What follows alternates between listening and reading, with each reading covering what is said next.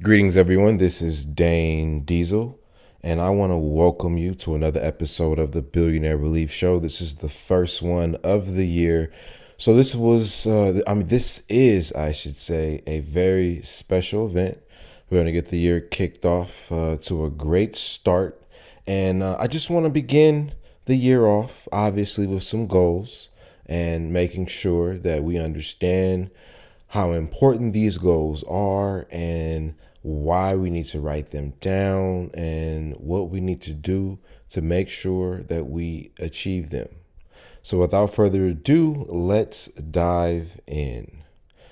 So as I said before, today we're going to talk about goals. And before we do, I just want you to think about something real quick.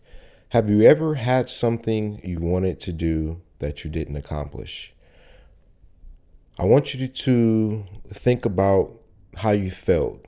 I want you to think about the feelings that you experienced because you did not accomplish the goal. Now, next, I want you to think about a time when you did set a goal, but you didn't necessarily accomplish it exactly. So let's say, you may have had a goal. Let's do something simple.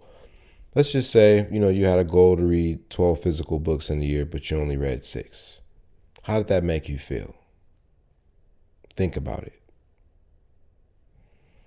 Now, more often than not, and more than likely, you obviously felt unpleasant about either not writing a goal down or having a goal, not necessarily writing down or maybe writing it down and not accomplishing it, as well as having a goal that you put some effort behind, but you didn't necessarily accomplish it to the end. You didn't necessarily hit the bullseye, I would say. Now, what those two experiences have in common is the fact that A, you had a goal, and B, you didn't necessarily see it through all the way to the end. And as stated, you more than likely felt very unpleasant about that. But what I also want you to take into consideration is the fact that you had a goal, A, and the fact that you actually put some effort into accomplishing the goal, B, you were miles ahead of the average person. So pat yourself on the back. You may not have achieved the goal and you may not have achieved it specifically to the desire that you wanted, but for the mere fact that you had a goal and you put some effort behind it, just know that you're light years ahead of the quote unquote average person.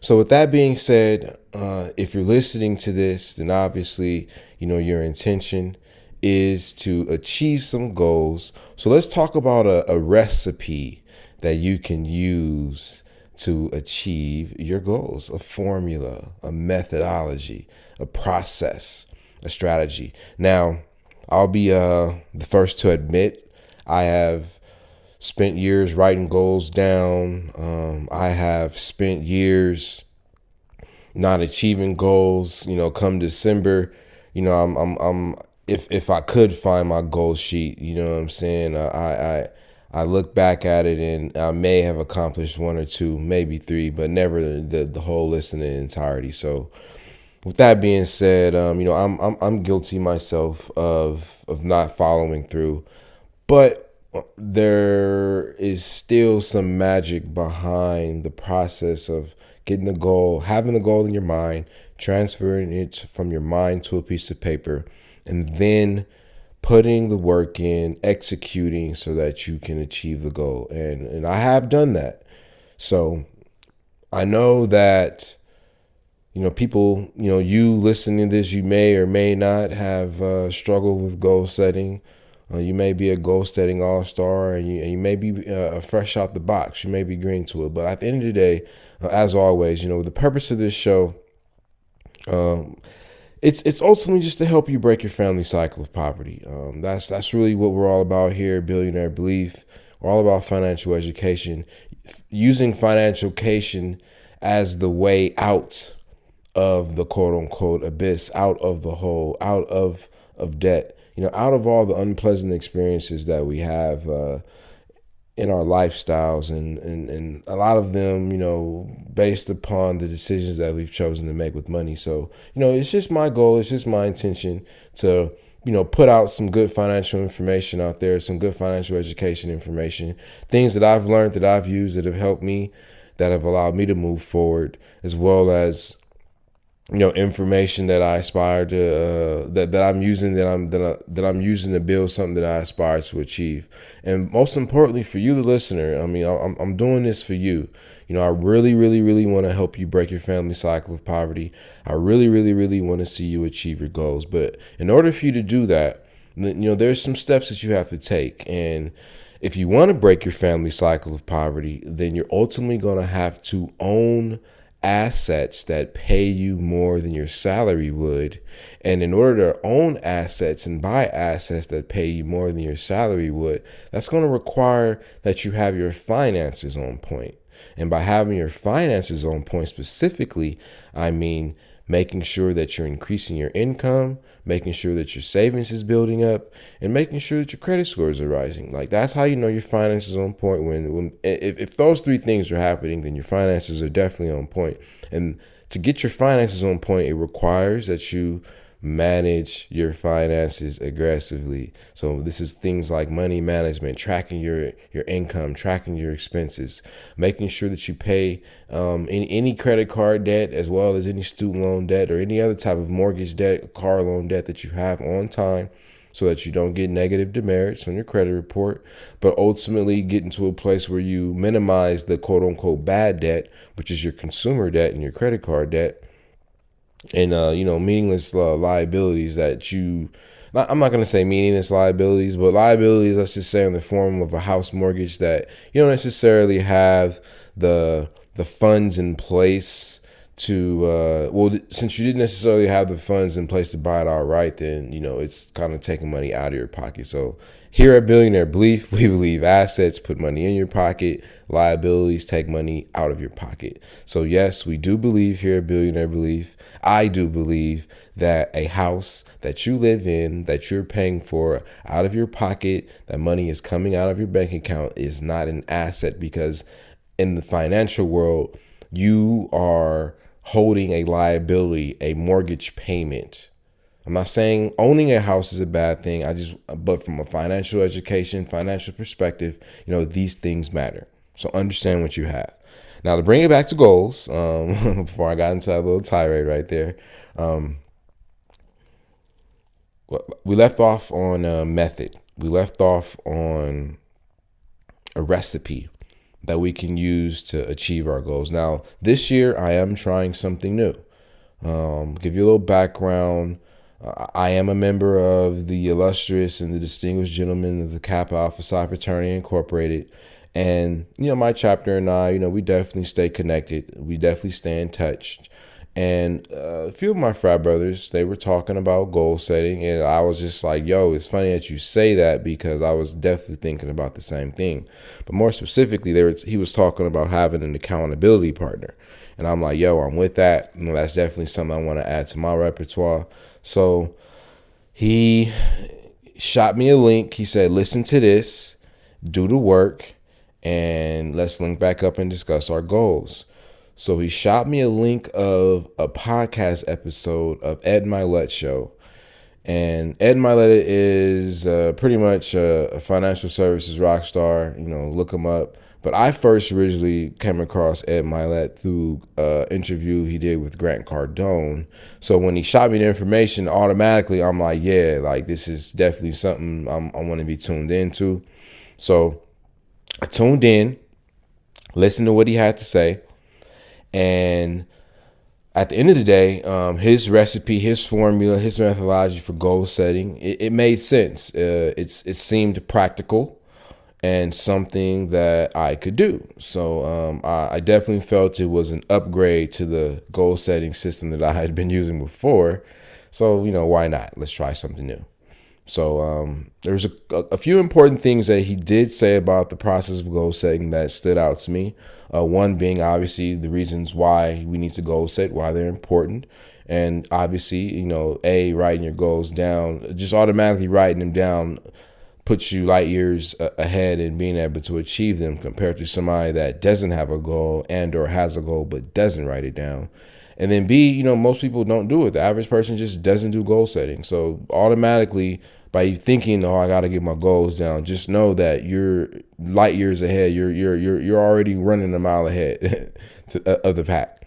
So I'm listening, and he also brought up some good points about focusing on the type of goals. Now, we're going to be talking about short-term goals. So goals that we aspire to achieve within a year or less. I'm not talking about long-term goals. Long-term goals are kind of like the 30,000 bird's eye, the 30,000 foot bird's eye view. Whereas, the goals we're going to be talking about are actually the trees in the forest. So with that being said, as Ed Mylett stated, the first thing you're going to have to do when it comes to getting your goals done, write a wish list. So treat it like you're that kid on Christmas, as he said. You know what I'm saying? We all remember that sense of anticipation we got when our parents, told us to write a Christmas list if we were blessed to be in a situation where that happened. But even if you weren't, we all just experienced just the anticipation as that day approaching and then the day happening and just being, in that sense of pleasantry with unwrapping our gifts. And if you didn't, the maybe the sense of loss. But at the end of the day, you know what I'm saying, just treat your goals like you would Christmas. As an adult now, it's important that we still keep parts of our childhood alive, and this is one of those areas that we can do that. So treat your goals like your Christmas list. So write them all out but remember, focus on a year. So you know what you're capable of, you know what you want to do, but just keep it all in perspective. So personally, for example, when I sat down and did the exercise, I came up with 22 goals. Now, obviously, some of these goals are what Ed describes as stretch goals, the goals that are going to require me to stretch myself out of my comfort zone. And some of these goals are momentum goals, which are pretty simple things to accomplish, but they're just there to build momentum towards your stretch goals to keep you focused and motivated. So some of my goals are stretch, some of my goals are momentum. But what I will say is that after I wrote my Christmas list out to myself, i.e. my goals list, I had 22 items, and then boom, I thought about it. I felt good about it. So, that's what I stuck with. Now, after you get your goals down on paper, the next step, let me see if I can find my notebook. It's not around. But the next step is that you want to. Well, the next step I did was after I got all my goals down on paper. Then so I'm writing on a college ruled notebook. So I wrote obviously number 1, then the red line, then I wrote the goal out. Now in that margin to the left, after I wrote the goal down, number 1, number 2, the next thing I did was I wrote down the month that I wanted to achieve that goal, that specific goal. And so I went through all 22. So December, January, June, August, November. I went through the list, wrote down what I wanted to accomplish each goal. After I did that, the third thing I did was I counted up how many goals I wanted to achieve in each month. And at first, the majority of the goals were all December. And I did it out of habit. And that was another point that Ed made was, why do we always traditionally are either taught or we just naturally, we'll set our goals in a situation where, we'll just write them out and we'll just say, oh, I need to have them all done by the end of the year. But why not, no, I need to have this goal done in May. I need to have this goal done in February. Give yourself checkpoints, as I said, momentum to build toward those bigger stretch goals that you do want to accomplish at the end of the year. So that's what Ed talked about. And so that's what I did, So then I went back to my list 22. Then I started scratching out like, this is kind of like a momentum goal, so I can achieve this earlier in the year. This is a stretch goal, so we'll leave this in December. And I went through my list and refined my month of achievement. And then once I did that, that was the third thing I did. I went back and revisited the month I wanted to accomplish them. So after I did that, then I had pretty much at least one goal to achieve each month, which is great. And after I had the goals to achieve each month, then I wrote my goals down. The fourth thing, I wrote them down on index cards. I wrote the goal out. And here's another key information Ed said to include your goals, which is why I believe his system is a little revolutionary, in my opinion, because this was the quote unquote game changing aspect of it. Is he said you need to include some important components to your goals. So let's just say you have your index card right there on the blank side. You write your goal at the top of it, in pretty big letters. So let's just say, for example, we'll keep it simple, read 12 books, read 12 physical books. So here's what Ed said to do next. So after you write your goal right there, boom, it's big. The next thing you have to do is you have to write accountability partner. Then write out who you want to have accountable, because that's really the key. I'm starting to understand with accomplishing anything in life. You have there's power and magic in having an accountability partner. Now, a big reason why, I know personally I haven't had accountability partners in the past is because a part of me, I'm realizing, still wanted to give myself a out if I didn't achieve the goal. Because if I didn't tell anybody about the goal, then nobody would know I had the goal. So not achieving the goal, it pretty much would be something that I could just sweep underneath the rug. But if you have an accountability partner, it's a game-changing situation, because now there's someone out there in the world who knows what you have chosen to achieve for yourself and is now going to hold you accountable to making that happen. Going to hold you accountable so that you can show yourself and let yourself know if what you say you wanted to accomplish was really something that you felt was important and wanted to accomplish. So, I did that. You write accountability partner. The next thing you want to do is you want to write down a specific deadline for the goal. So remember, first I picked the month I wanted to accomplish the goal. And then I had my cell phone right there with me. And then so January, one of my goals, for example, in January for this year is to write out, but take a course in stock investing, a beginner's course in stock investing. So I wrote out, my accountability is, my boy. The deadline is I want to have this accomplished by January 31st, 2019. Then the next component that you want to add towards your goals is your reason why for accomplishing that goal. And for me, the reason why I want to accomplish the goal of taking a beginner stock investing course is because I understand that having assets, once again, going back to breaking my family cycle of poverty, owning assets that are able to pay me more than the salary that I earn through my physical labor, that's what's going to afford me the freedom and the stability that I need to make sure that my loved ones are taken care of and provide us with that income protection in the event that, yours truly passes away or something, cataclysmic happens to where now I'm physically and or mentally disabled. But because I took the steps to put the family in a position to have some income protection through owning assets that produce income, albeit, let's just say I have this unfortunate experience, my family is still taken care of, and that's what's important. Because personally, I do put legacy of family and respect for self before everything else. And so making sure the family is taken care of is important.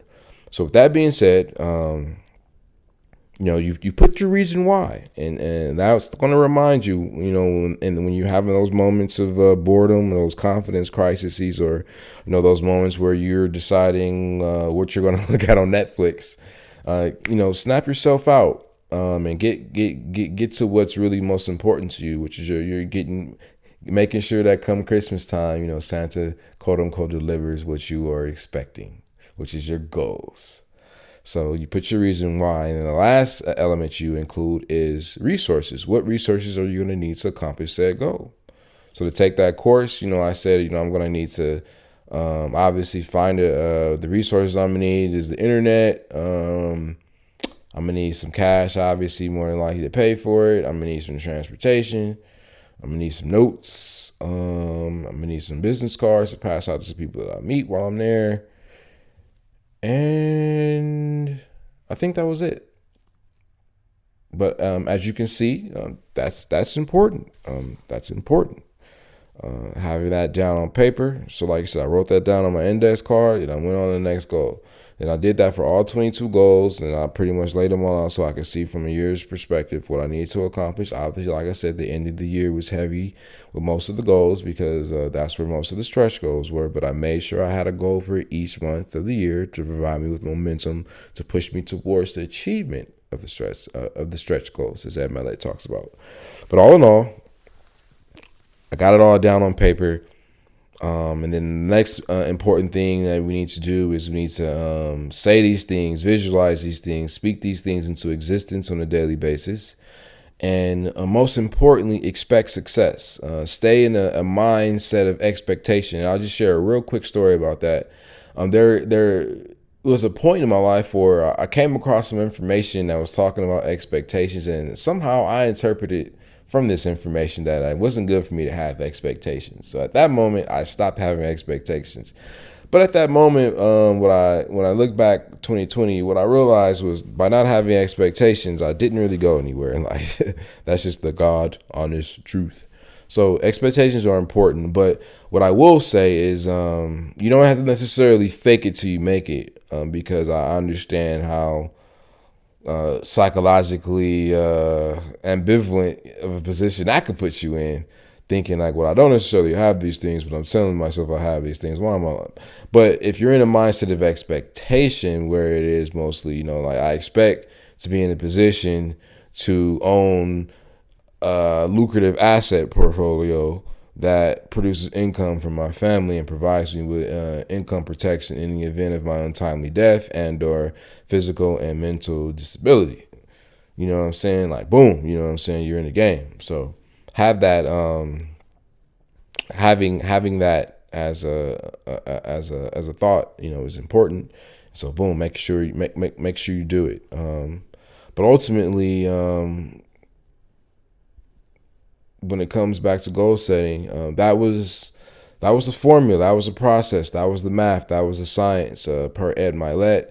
And so I definitely this formula makes sense to me. I like it. Like you said, day 2 into using it, you know what I'm saying, waking up saying these goals, I have them right by my bed. So I wake up, got the flashcards right there, go through them, say them out loud throughout the day. I'm visualizing these things. And it's so far so good. I'm getting into some other things that I'm gonna be accomplishing with this process. But most importantly, like I said, I got the goals written down on paper. The vision is clear. Now, one additional thing I am gonna do is on the back of the flashcards, I'm going to actually write down the actual steps I need to take to accomplish the goal, or the steps I think I need to take to accomplish the goal. And then once I do accomplish the goal, I'm going to sign it on the front and then put the date I did accomplish the goal. But I'm going to keep you up to date. We'll have some pit stops throughout the year. We'll talk about our goals. So I'm going to get this episode out soon. Today's actually, so Happy New Year. Today is literally the 1st, 2019. But no matter when you're listening to this, whether it's this month, this year, or years to come, just know that, this process is sound, it's practical, and I believe it's going to work, and I expect it to work. And I'm going to stay in that state of expectation, and I will expect success for myself. That's the standard that I'm holding myself to. That's the standard I want you to hold yourself to. So to recap real quick before we get out of here, goal setting, 2019 and beyond, we're going to be using the Ed Mylett method. And his method is pretty simple and straightforward. The first thing you need to do is write down your Christmas list, aka your goals list, what you want to accomplish. And then 2, once you have it written down, Next to each item on the left-hand side, so you use some college rule paper, but on that left-hand margin, write down the month that you want to have that goal accomplished in. And then after you do that, step number 3, go back and then think from a perspective of stretch and momentum. If it's a goal that's going to require, a lot of effort and time throughout the year, then it's a momentum goal. I mean, it's an effort. I mean, a stretch goal. If it's a goal that necessarily isn't going to require that much time and attention, something that can pretty much get done in less than a month, it's a momentum goal. So then you want to go back and reevaluate the month that you want to have your goals accomplished in. Ideally, giving yourself one goal a month. So that was the third thing. The fourth thing you do once you get your goals mapped out in for each month, basically. And obviously, you want to have, some months might have more than one goal, but ideally you want to have one goal a month. Then you go back and you write your goals on an index card. You use the blank side at the top and kind of in bigger letters you write what the goal is, and then be specific. I almost forgot that. That's why I was looking for my notes earlier. But that's an important ingredient when you're writing the goals out, when you're writing them down. You have to be specific. So it isn't something vague. For example, would be I want to make a lot of money this year, or I want to double my income this year. Those are vague goals. A more specific goal would be I want to in 2018 I earned $50,000, and in 2019 I want to earn $100,000. So same goal, I want to double my income, but because you're being specific, you then give your mind a bullseye to hit. Because when you just say double your money, it's like your mind doesn't think, okay, well, what's the bullseye for doubling my money? You leave your mind in a state of like wonderment, in a sense, wandering around. But when you say, okay, I want to earn $100,000 this year, boom, now you give your mind a target to hit. And now that it has a target to hit and focus on, you can start putting in the work and executing to get it. But all in all, you make your goal specific, you write it down, then underneath it, you write that your accountability partner, 1, your deadline, 2, why you want to accomplish the goal, 3, and then 4th, the resources you need to accomplish that goal. The last thing you want to do is you want to speak, visualize, and say these goals on a daily basis. Do it as many times as you can throughout the day. Think about it, and some bonus points that I'm going to personally be doing. I'm going to be, like I said, writing on the back of the goal the actual steps I believe I need to take to accomplish it, the execution part. And then on the front, once I do achieve the goal, I'm going to sign it and then boom, store it away so that, years down the line, I can look back and remember, this is what I accomplished. But with that being said, that's pretty much what it takes to achieve some goals, baby. So let's get on this goal hunt. Let's be hungry for some goals this year. Let's get these things written down. If you have any questions, you know how to get at me, reach out. Follow us on Instagram. That's the most important thing you can do. And once you follow us on Instagram, make sure you grab a copy of our free financial education study guide. Just to let you know, I am making some changes. And so I will be swapping out what's there now with a more new original version for you. That I want you to have. And then also this year, we are going to be releasing a course / workbook to help you get your finances on point. Because as I stated before, in order to break our family cycle of poverty, we need to make sure that we own assets that pay us more than any salary that we can earn through our physical labor. In order to do that, we need to make sure our finances are on point. And by finances on point, I mean making sure we're increasing our income, making sure we're building up our savings so we can have money to invest, and then making sure that our credit scores are rising. So we're always in good financial standing and don't necessarily have to overpay for things. But yeah, so we're going to talk about this first level, you know what I'm saying, is all going to be about getting our finances on point. So that's going to be what our initiative and our mission is going to be for this 2019 and beyond, helping people get that first level squared away, you the listener. So I appreciate you listening. I appreciate you tuning in. Be on the lookout, for the next episode. Tune in, like you said, subscribe. join the list, get the free your free guide, and make sure you follow us on Instagram at BBWCN. Make it a great day. I love you. Looking forward to seeing you and speaking to you again. Peace.